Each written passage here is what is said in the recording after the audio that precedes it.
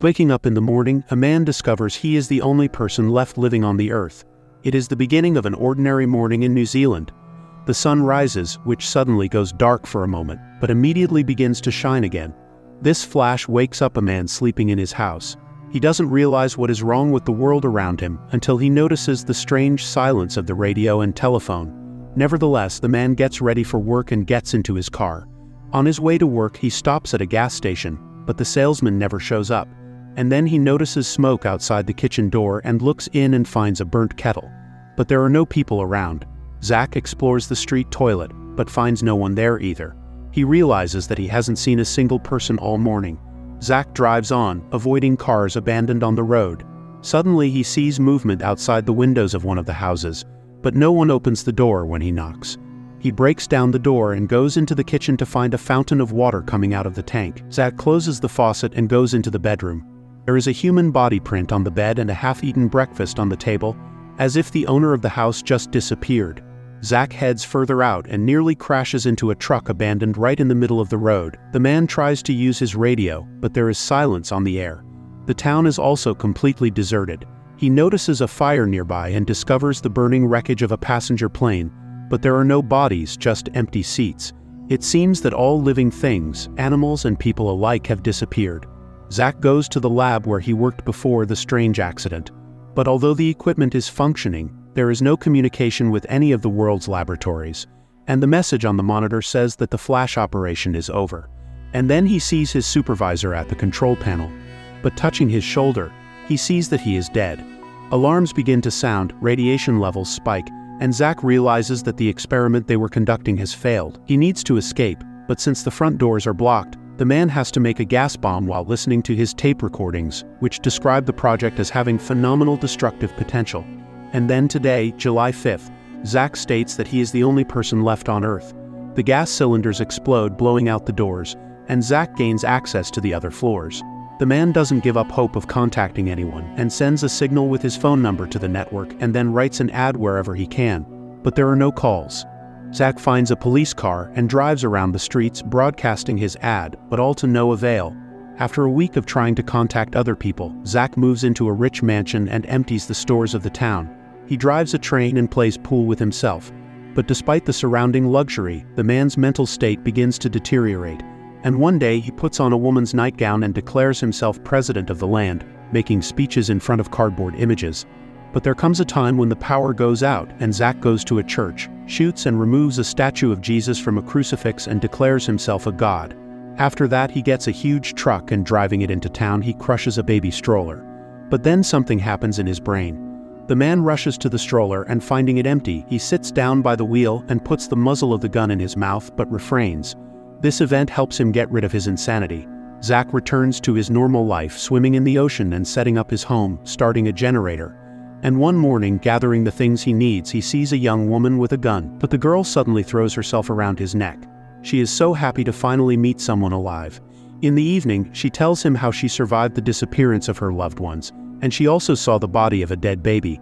Zach shares how he feels. He feels like they are dead and in another galaxy. Joanna falls asleep on the couch without listening, and Zach, afraid to move away from her, drinks champagne near her all night, which affects his morning well-being.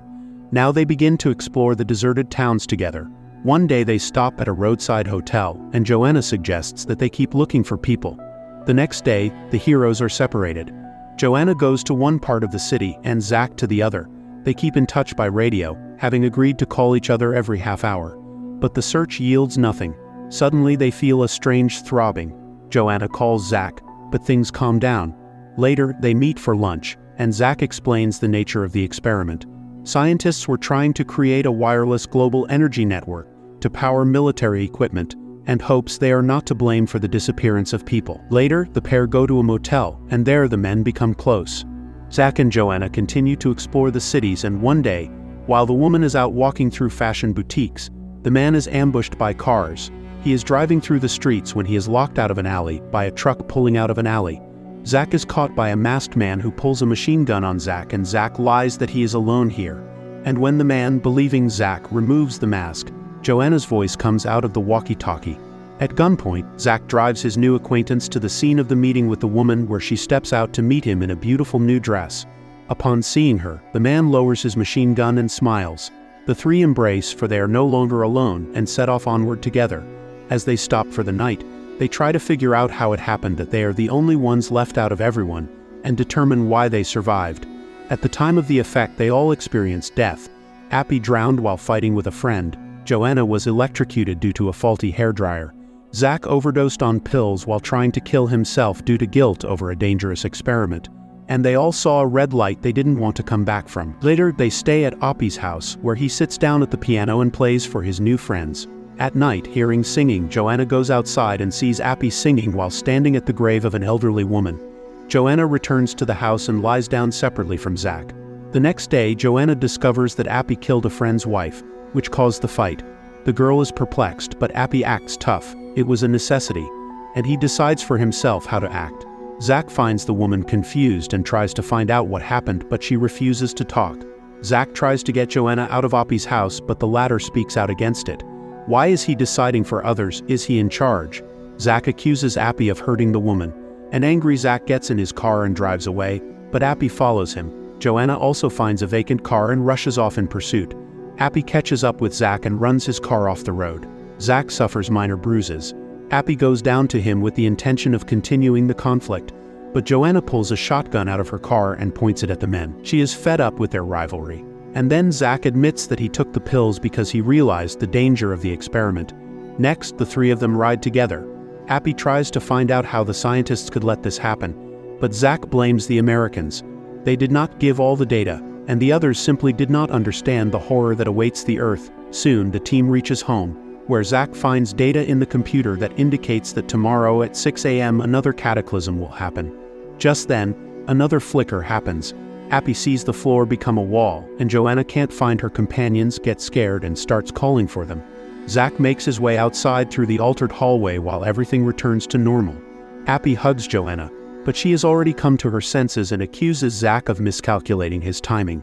Everything has already happened, but Zach is sure it was just the beginning. And then Appy proposes to disable the system. To do this, they need to destroy the laboratory. The man leads them to an explosives warehouse, and they load an entire truckload of explosives. Zach reminds them that his boss pushed the button and the cataclysm happened. But the anomalies are still happening, so it's not the button. Appy recalls a case where an Indian boy accidentally broke his staff at the beginning of an eclipse and thought it was his fault. But Zach is sure it's all about the energy system and goes to get the car while Joanna spends time with Appy. Zach watches them for a while and then calls them to the car. On the way, he wonders who Joanna will stay with if things work out, and the woman admits that she has a hard time making up her mind, liking everyone differently. The woman tells him that Appy's buddy wanted to kill him because his wife fell in love with him, but Appy rejected her, and she settled the score. Zach is surprised by such nobility, and asks Joanna not to worry about him. The woman kisses the scientist and they almost get into an accident. Appy, who is driven up, tries to push an obstacle in the road with his explosive-filled truck, and Joanna and Zach are terrified of the explosion. But he drives around the obstacle, and Joanna jumps into Appy's truck. Zach follows and suddenly receives a danger signal from the lab and tries to stop the truck, but Appy thinks he is just jealous and turns off the radio. Zach still manages to stop the truck and explains the level of danger. They won't be able to get within the necessary distance to the lab to completely destroy it because of the radiation levels. They stop at the post and Zach explains that when the lab lights go out, the system will fail. He has a remote control that he can use to get the truck to the right place. He'll drive into town to get the device. They should wait for him here. Zach gets in the truck and sees Joanna and Appy kissing.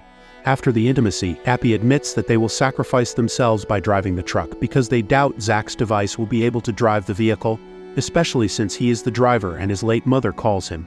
Just then, they hear the truck and see it heading towards the lab. Appy realizes that Zach has deceived them, but there is nothing to be done because the scientist drives the truck onto the ruined roof of the lab, which collapses under the weight of the truck. As soon as the second effect occurs, he detonates the explosives. Seeing the bright red light again, surrounded by a dark tunnel, Zach regains consciousness on the beach and sees strange cloud formations rising from the ocean. He watches as a huge ringed planet rises above the horizon. As the sole survivor of the new effect, Zach, holding his recorder in his hand, looks at his surroundings in confusion and despair. This is the end of the movie. Write in the comments what you think about it and subscribe to the channel not to miss other movie retellings.